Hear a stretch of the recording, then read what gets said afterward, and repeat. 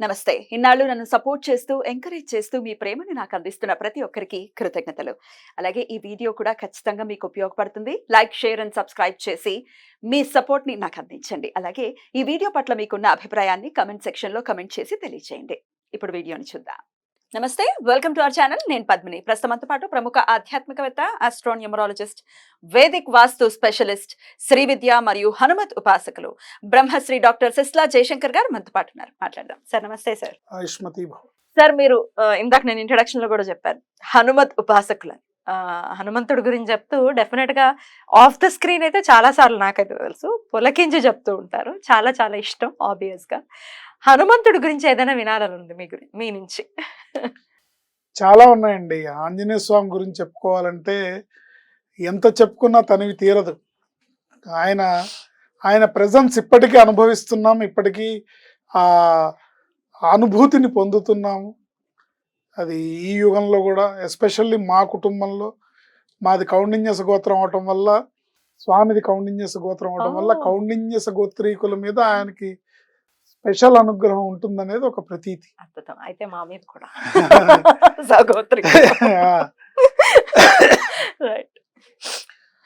అందులోనూ ఈ యుగంలో చెప్పుకోవాలంటే ఇప్పుడు ఆయన త్రేతాయుగంలో వాళ్ళకి ఉండేవా వానరాలు కదా, అయినప్పటికీ వాళ్ళకి గోత్రం అంటే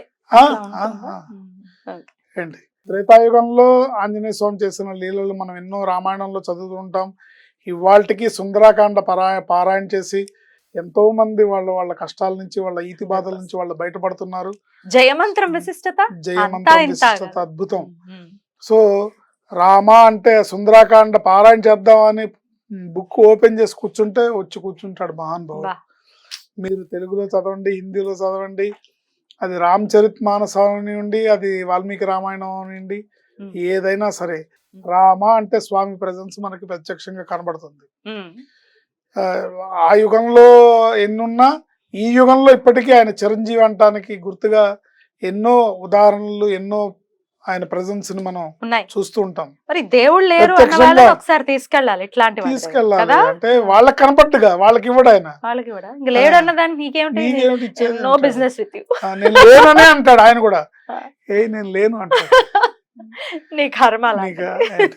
మా తాతగారికి ప్రత్యక్షంగా ఆయన అనుగ్రహం, ఆయన దర్శనం కలిగింది. సో ఆ వంశంలో పుట్టినందుకు మాకు అనుగ్రహం ఉంటుంది. మా తాతగారు గొప్ప ఉపాసకులు. అక్కడి నుంచే వచ్చిందా పరంపర? హనుమత్ ఉపాసన. ఎందుకంటే మా నాన్నగారు నిజామాబాద్ లో సెటిల్ అయ్యారు. మాది విజయవాడ అయినప్పటికీ ఆయన ఉద్యోగరీత్యా నిజామాబాద్ వచ్చి నిజామాబాద్ లో సెటిల్ అయ్యారు. నిజామాబాద్ నుంచి 5 కిలోమీటర్ల దూరంలో బోధన వెళ్ళే దారిలో సారంగపూర్ అని ఒక ఆంజనేయ స్వామి గుడి ఉంది. అంటే అది నిజామాబాద్ టౌన్ కిందే వస్తుంది, కానీ అది టౌన్ అవటం వల్ల 5 కిలోమీటర్లు కూడా ఊరవతల కింద లెక్క అనమాట. సారంగపూర్ అని ఒక గుడి ఉంటుంది. శివాజీ మహారాజు గారి గురువు సమర్థ రామదాస్ గారు కట్టిన గుడి. ఆ సారంగపూర్లో మా తాతగారు మా నాన్నగారి దగ్గరికి వచ్చి ప్రశాంతంగా తపస్సు చేసుకోవడానికి ఆ గుళ్ళో ఉండిపోయేవాళ్ళు అనమాట, తపస్సు చేసుకోవడానికి. సో వారంకోసారి మా నాన్నగారు వెళ్ళి ఆయనకి కావాల్సినవన్నీ ఇచ్చేసి, అంటే ఆయనకు ఒక రూమ్ ఇచ్చారు అక్కడ, ఆయన వండుకొని తింటూ ఆయన జపం చేసుకుంటూ తపస్సు చేసుకునేవాళ్ళు అక్కడ. ఆయన వారంకోసారి మా నాన్నగారు వెళ్ళి ఆయనకు కావాల్సిన అవసరాలన్నీ ఇచ్చేస్తూ ఈ పెద్ద డబ్బా నిండా అటుకులు, చుడువా ఇలాంటివి చేసి, అంటే నిల్వ ఉండే ఆహార పదార్థాలు తినడానికి వీలుగా ఇచ్చి వచ్చేవాళ్ళు. తర్వాత మ్యాక్సిమం ఆయన వండుకోవడానికి ట్రై చేసేవాళ్ళు. ఒక పూట వండుకున్న వాళ్ళు, ఒక పూట నైట్ టైము ఖచ్చితంగా ఆ గుళ్ళో పంతులు గారు, అక్కడ నిజామాబాద్లో సాంప్రదాయం ఏంటంటే మార్వాడీలు ఎక్కువగా ఆంజనేయ స్వామి దర్శనానికి వచ్చి స్వీట్లు నివేదిస్తారు. స్వీట్లు, అరటిపళ్ళు, కొబ్బరికాయలు, కొబ్బరి చిప్పలు ఇవి ఎక్కువగా వస్తాయి. సో ఆ పంతులు గారు రోజు అక్కడ 6 దాటితే నిర్మానుష్యం. అందుకని ఆ పంతులు గారు 6:30, 7 గుడి కట్టేసేవాళ్ళు. ఆయన వెళ్ళేటప్పుడు ఆయన దగ్గర ఉన్న పదార్థాల్లో అవకాశం ఉన్నది ఈయనకి ఇచ్చేసి వెళ్ళేవాడు. ఓ 4 స్వీట్లు, ఓ 4 అరటిపళ్ళు, కొంచెం పాలు, కొబ్బరి చెప్పు ఉంటుంది, అవి ఇచ్చేసి ఈ పూటకు మీరు ఇవి ఆహారం తీసుకోండి అని వెళ్ళిపోయేవాళ్ళు. ఒకరోజు ఈయన జపంలో తపస్సులో డీప్ మెడిటేషన్లో ఈయన ఉన్నారు. ఆయన దగ్గర ఇవ్వటానికి ఏం లేవుట ఆ రోజు. అయ్యో ఆ రోజు ఆయనకి ఏమి రాలేదు, భక్తులు ఏమి ఎవరు లేవు. రాలేవు రాలేదు, ఏమీ లేవు నా దగ్గర, నేనేమి ఇవ్వట్లేదు అని చెప్పడానికి ఆయన తపస్సును ఎందుకు అని చెప్పడం, భగ్నపరచడం ఎందుకని ఆయన నెమ్మదిగా దండం పెట్టి వెళ్ళిపోయాడు. లేవు ఏం చేయను నేను అని వెళ్ళిపోయాడు.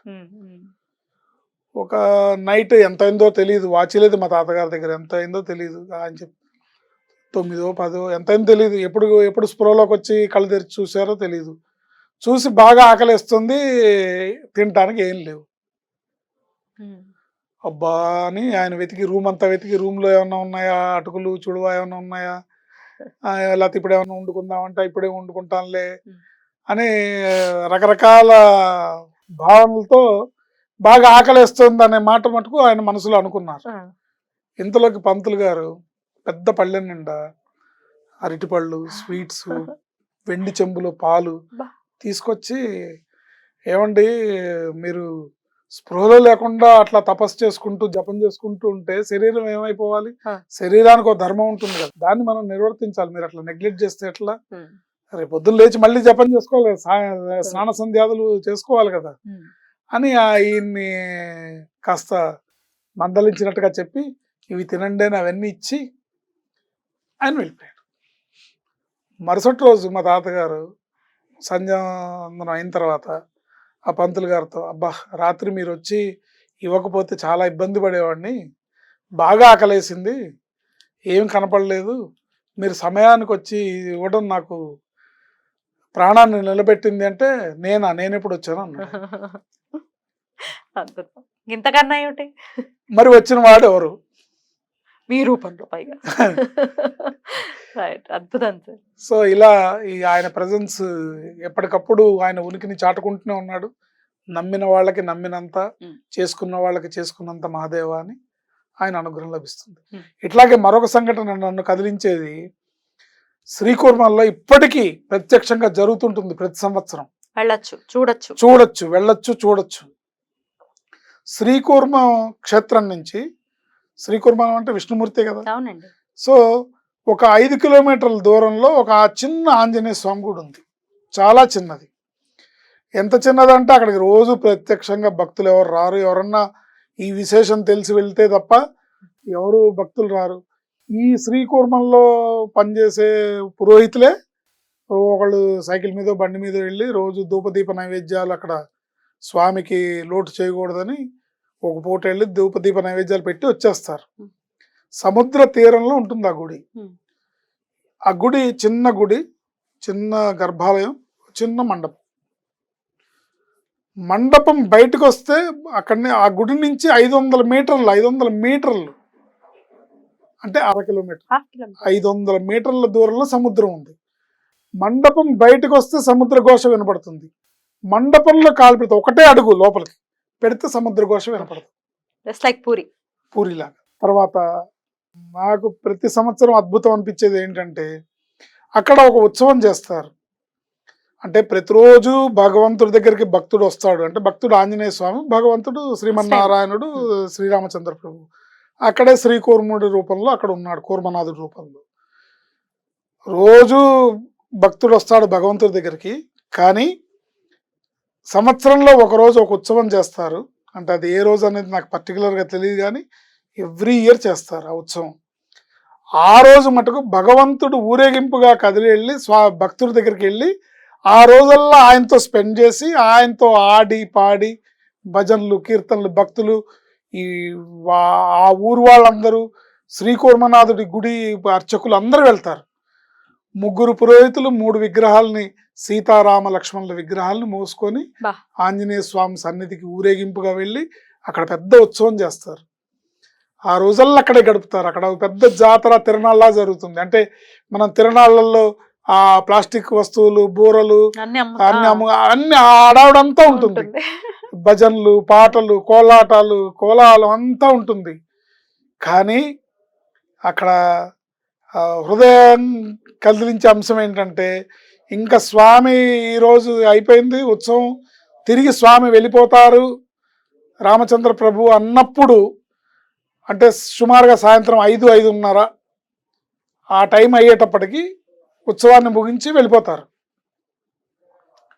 ఆ టైం నుంచి ఇంకా ఆంజనేయ స్వామి విగ్రహం కళ్ళమ్మడ నీళ్లు మొదలవుతాయి, కన్నీరు వస్తుంది. ప్రత్యక్షంగా ఎన్నో లక్షల మంది ప్రతిసారి జరిగే వ్యవహారం ఇది. స్వామి వెళ్ళిపోతున్నారు. స్వామి వెళ్ళిపోతున్నారనే ఆయన హృదయం, ఆయన కన్నులు చెమరుస్తాయి.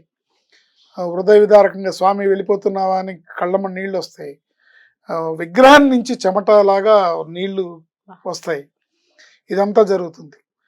ఇదంతా జరగటం ఒక ఎత్తు అయితే, ప్రత్యక్షంగా భగవంతుడు ఉన్నాడు అనే దానికి ఇంతకంటే నిదర్శనం అక్కర్లేదు. ఎవడికో మనం సమాధానం చెప్పాల్సిన అవసరం లేదు, ఎవడికో వివరించాల్సిన అవసరం లేదు. ఆ సీతారామ లక్ష్మణుల విగ్రహాలు, రాముల వారి విగ్రహాన్ని శ్రీకూర్మం నుంచి ఊరేగింపుగా ఒక్క పంతులు గారు మోసుకొచ్చిన విగ్రహాన్ని వెళ్ళేటప్పుడు ఆ స్వామి బరువెక్కిపోయి 3 మనుషులు మోసుకొని వెళ్ళాలి. ఆయనంత భారంగా వెళ్తారనమాట. ఇది ఈ యుగంలో ఇప్పటికీ జరుగుతున్న నిదర్శనం. వెళ్ళి చూడొచ్చు, కనులారా చూసి ఎవరైనా మార్పును తెచ్చుకోవచ్చు జీవితంలో. తెచ్చుకోవచ్చు. దేవుడు ఉన్నాడా, జన్మ ధన్యం అవుతుంది అలాంటివి చూస్తే. అద్భుతం. సో ఇలాంటి ఇది చూసారు మీరు? 100% ప్రత్యక్షంగా చూసాం, ఒకసారి వెళ్ళొచ్చాం. రైట్. అంటే మేము వెళ్ళినప్పుడు అక్కడ అర్చకులు ఈ గాథంతా చెప్తే, సరే ఆ ఉత్సవం ఎప్పుడుందో చెప్పండి అన్నప్పుడు మాకు వాళ్ళు ఇన్ఫార్మ్ చేస్తే వెళ్ళి చూసి వచ్చాం అన్నమాట. సో అట్లా ప్రతి సంవత్సరం జరుగుతుంది ఒక్కరోజు. అద్భుతం. ఆ ఒక్కరోజు రామచంద్ర ప్రభు, ఆంజనేయ స్వామి ఇద్దరు కూడా హృదయ విదారకంగా వాళ్ళు ఒకళ్ళనొకళ్ళు వెళ్ళిపోతూ ఇంకా స్వామి మళ్ళీ సంవత్సరం దాకా రావా, మళ్ళీ సంవత్సరం దాకా కనపడవా అన్నట్టుగా కూతుర్ని అత్తగారింటికి పంపిస్తున్న తండ్రి. శ్రీకూర్మం, ఎప్పుడైనా శ్రీకూర్మం వెళ్ళినప్పుడు ఖచ్చితంగా దీని గురించి తెలుసుకొని ఖచ్చితంగా ఆ స్వామి ఆంజనేయుడు దర్శనం కూడా ఖచ్చితంగా చేసుకోవాలని మనవి చేస్తూ చాలా చాలా కృతజ్ఞతలు. ఇది ఆఫ్ స్క్రీన్ నాకు చెప్పారు, కానీ ప్రజలకు కూడా తెలియాలన్న ఉద్దేశంతో అడగడం జరిగింది. చాలా చక్కగా వివరించారు. కృతజ్ఞతలు సార్. నమస్తే. ఆయుష్మతి.